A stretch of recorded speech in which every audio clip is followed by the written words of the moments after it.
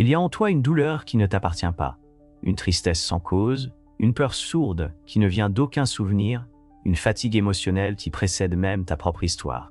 Tu la sens dans ton corps, dans tes réactions, dans tes silences, et surtout dans ces moments où tu répètes, malgré toi, ce que tu avais promis de ne jamais reproduire.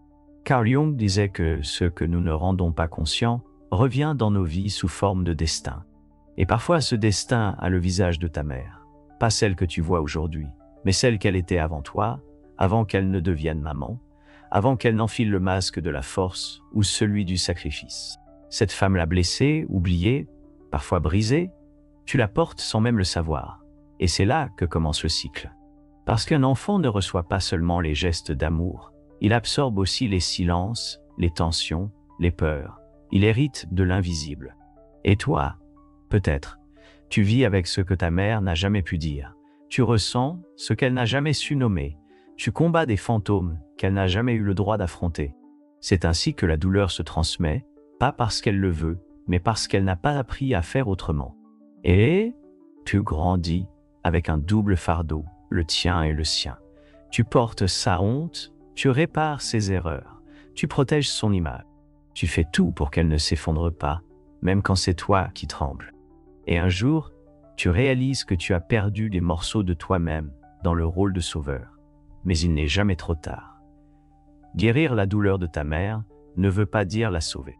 Cela veut dire arrêter de la porter, comme si c'était ta mission. Jung aurait dit que chaque génération est appelée à voir ce que la précédente a dû enfouir pour survivre. Et si tu regardes avec courage, tu briseras le cycle. Tu ne le feras pas seulement pour toi. Tu le feras pour celles qui viendront après toi, pour ne pas transmettre ce que tu n'as pas choisi de recevoir. Alors si tu as ressenti en toi une fatigue ancienne, une tristesse sans nom, reste avec moi. Ce voyage est le tien, et il commence là où ta mère a dû s'arrêter. La douleur d'une mère ne se transmet pas toujours par ce qu'elle dit, mais souvent par ce qu'elle retient, par un soupir au lieu d'un cri, par un regard absent au lieu d'une présence, par une tension dans ses gestes, un frisson dans sa voix, un effacement discret de sa propre vérité. Et toi, enfant sensible, tu l'as senti, tu as aperçu que quelque chose n'allait pas, même si personne ne l'a jamais nommé. Carl Jung disait que l'enfant, pour survivre, développe une conscience qui dépasse l'adulte. Il devient un capteur de l'invisible, il devine les non-dits, il interprète les silences, il se modèle à l'atmosphère émotionnelle de sa mère, et parfois cet enfant, c'est toi, toi qui as ressenti sans comprendre, toi qui t'es adapté sans poser de questions, toi qui as appris à être calme pour ne pas déranger, forte pour ne pas alourdir, sage pour ne pas décevoir. Mais en faisant cela, tu as étouffé quelque chose en toi, une spontanéité, une légèreté, une liberté. Tu as commencé à porter une charge qui ne t'appartenait pas. Ce n'était pas de l'amour, c'était une loyauté invisible, un pacte inconscient. Je vais bien pour que tu ne t'effondres pas. Et ce pacte-là t'a peut-être suivi jusqu'à aujourd'hui. Dans tes relations, tu te sens responsable de tout. Dans ta vie, tu n'oses pas briller par peur d'éclipser l'autre. Dans ton corps. Mais la vérité, c'est que tu vis encore dans l'ombre de sa blessure. Tu continues une histoire qui n'est pas la tienne. Jung expliquait que ce que nous n'intégrons pas devient une force autonome dans notre inconscient. Et cette force, si elle n'est pas mise en lumière, gouverne notre vie en secret. Alors oui, il y a en toi une tristesse qui n'a pas de nom, mais ce n'est pas une faiblesse. C'est une trace, une empreinte, un appel à regarder derrière l'apparence. Pour comprendre ce qui t'a construite malgré toi, guérir cela ne veut pas dire accuser. Guérir cela, c'est comprendre avec douceur, avec maturité, avec honnêteté. Et aujourd'hui, peut-être pour la première fois, tu peux commencer à t'en libérer sans trahir l'amour que tu ressens pour elle. Car aimer, ce n'est pas porter. Aimer, c'est voir clair, mais choisir autrement. Et toi, ressens-tu encore en toi cette ancienne loyauté, ce poids qu'on ne t'a jamais vraiment donné, mais que tu as pris quand même? Écris-le. Car le nommer, c'est déjà commencer à le relâcher. Le corps se souvient. Même quand l'esprit oublie, même quand les mots n'ont jamais été prononcés, même quand on sourit comme si de rien n'était, le corps féminin est un sanctuaire. Un espace sacré où se déposent souvent en silence les blessures non vécues, les émotions interdites, les héritages non digérés. Jung disait que ce qui n'est pas vécu consciemment s'enracine dans l'inconscient. Et le corps, lui, devient le langage de cette profondeur. Tu ne sais pas pourquoi tu es fatigué, sans raison. Pourquoi tu ressens une pression dans la poitrine quand tu es seul. Pourquoi tu réagis de façon démesurée à certaines situations. Pourquoi tu as du mal à poser tes limites ou à dire non. Mais si tu regardes de plus près, tu remarqueras que ces réactions ne viennent pas toujours de toi. Elles viennent d'un système plus large. Elles viennent d'un lien invisible entre toi et ta lignée. Combien de femmes avant toi ont été obligées de se taire, de supporter, de se sacrifier, de sourire, alors que leur cœur hurlait. Et toi, tu portes cela dans tes cellules, pas par choix, mais par transmission. C'est ce que Jung appelait le complexe familial. Une configuration énergétique dans laquelle les blessures non résolues deviennent des répétitions inconscientes. Et parfois, ce complexe se manifeste à travers ton propre corps. Des douleurs inexpliquées, des troubles du cycle, des blocages dans le ventre, dans la gorge, dans le cœur. Ce n'est pas dans ta tête, c'est dans ton histoire. Et cette histoire n'a peut-être jamais été racontée, mais elle vit en toi. Alors, tu te retrouves à revivre certains schémas, à attirer des relations semblables à celles que ta mère a connues, à te sentir coupable quand tu veux prendre soin de toi, à minimiser tes besoins pour ne pas faire de vagues. Mais si tu continues ainsi, tu transmettras à ton tour ce qui ne t'appartient pas, et ce n'est pas ce que tu veux. Guérir la douleur de ta mère, c'est reconnaître que ton corps n'est pas un champ de bataille, mais un temple qui mérite d'être libéré des silences, des fardeaux, des non-dits, des attentes impossibles. Et cela commence maintenant en posant une main sur ton ventre, en respirant dans ta poitrine, en accueillant ce que tu ressens, même si tu ne le comprends pas encore. Le corps est mémoire, mais il peut aussi devenir renaissance. Et toi, que dit ton corps quand tu ne l'interromps plus? Écoute-le, écris-le. Car c'est là, dans ce langage muet, que la guérison commence à chuchoter. Il y a un moment parfois discret, parfois brutal, où tu te rends compte que tu n'es pas ta mère. Tu ne ressens plus les mêmes choses. Tu ne réagis plus de la même façon. Tu refuses, sans même le formuler, de continuer certains schémas. Et ça dérange, parce que, sans le vouloir, tu deviens celle qui rompt le cycle. Jung disait que l'individuation, le processus par lequel on devient pleinement soi, commence toujours par une séparation intérieure. Non pas un rejet brutal, mais une reconnaissance subtile. Ce que je porte ne m'appartient plus. Tu vois ta mère autrement pas seulement comme une figure d'autorité ou de protection, mais comme une femme, une âme, une blessée, une survivante. Et dans ce regard neuf, tu te rends compte que son histoire ne peut plus être la tienne. Tu n'as plus envie de souffrir en silence, de te taire par loyauté, de minimiser ton désir de paix, de joie, de légèreté. Mais ce changement, aussi libérateur soit-il, peut faire peur. Car dire « je ne veux plus », vivre comme elle peut réveiller une immense culpabilité, comme si affirmer ta liberté était une trahison. Mais ce n'est pas trahir, c'est honorer. Honorer ta lignée, non pas en la répétant, mais en la transcendant. Jung écrivait que ce que nous guérissons en nous libère les générations à venir, mais aussi celles qui nous ont précédés. Alors oui, tu peux pleurer. Tu peux ressentir la peur d'être différente, l'angoisse de briser l'équilibre familial, le vertige de ne plus être la bonne fille. Mais derrière cette peur, il y a une force neuve, une force que ta mère elle-même n'a peut-être jamais pu incarner et que tu portes toi. Guérir la douleur de ta mère, c'est aussi guérir la peur qu'elle avait de vivre pour elle-même. Et en choisissant ta vérité, tu ouvres une porte pour toutes celles qui viendront après. Dis-le, même si c'est doucement, même si ta voix tremble, je ne suis pas ta douleur, je suis ton prolongement, mais je suis aussi ta libération. Et toi, as-tu déjà senti ce moment de rupture douce, celui où tu as su, sans retour possible, que ta vie commencerait autrement? Nommer ce moment, c'est lui donner force, et peut-être permettre à d'autres de le vivre aussi. On parle souvent de couper le cordon, mais personne ne nous apprend comment on coupe ce qui n'a jamais été visible. Ce n'est pas un geste, ce n'est pas une rupture, c'est une décision intérieure, souvent lente, souvent douloureuse. Je ne vais plus me définir à travers sa souffrance. Et cela peut bouleverser tout l'équilibre familial parce que depuis toujours, tu étais celle qui sentait à sa place, celle qui rassurait, qui absorbait, qui réparait, et soudain, tu ne le fais plus. Tu refuses d'écouter sans te perdre, tu refuses de dire oui quand ton corps crie non, tu refuses de jouer un rôle qui te vide, et ta mère peut-être ne comprend pas. Elle te dit que tu changes, que tu es distante, elle sent que quelque chose lui échappe, et c'est vrai. Jung disait que les relations familiales sont les plus difficiles à transformer, car elles sont enracinées dans des années de non-dits et de fidélité inconsciente.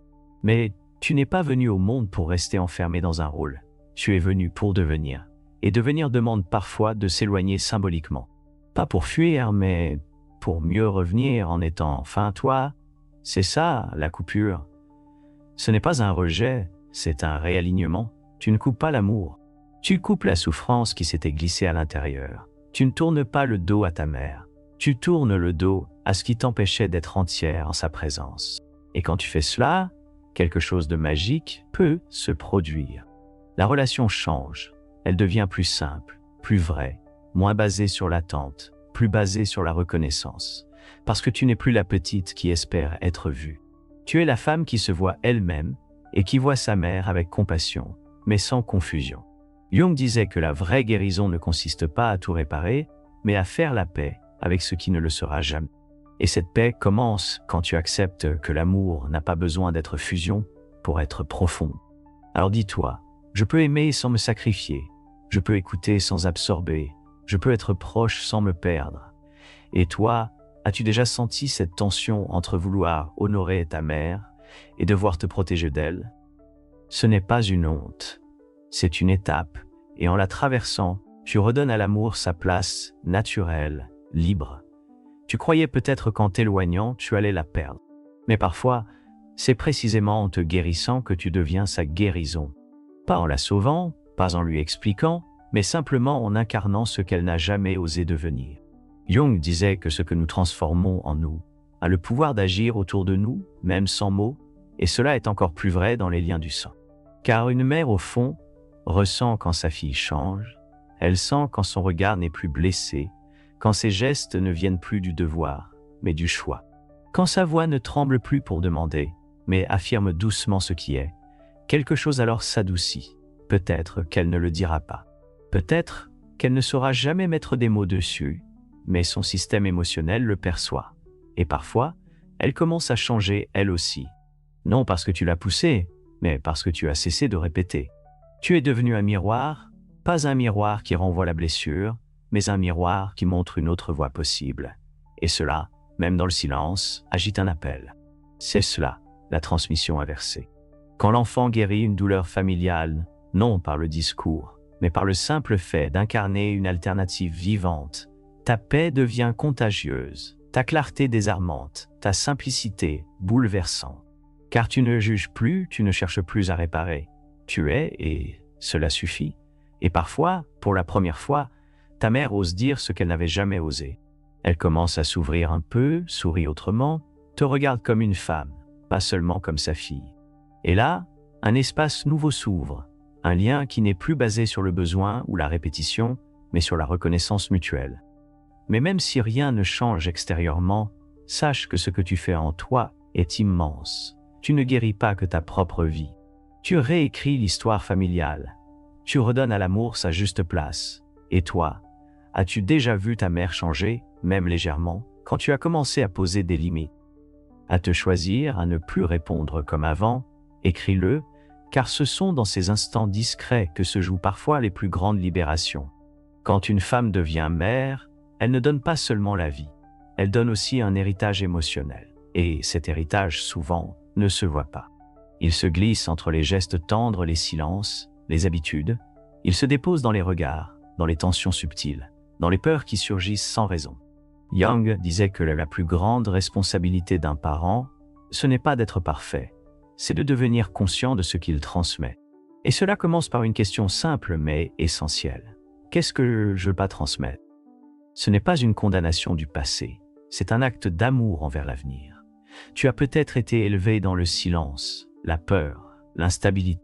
Tu as peut-être porté des mots jamais entendus, des gestes jamais reçus, mais aujourd'hui, tu peux décider de parler là où il y avait mutisme, de rassurer là où il y avait tension, de valider là où il y avait indifférence, et surtout, de ne pas poser sur ton enfant le poids de ce que tu n'as pas encore guéri.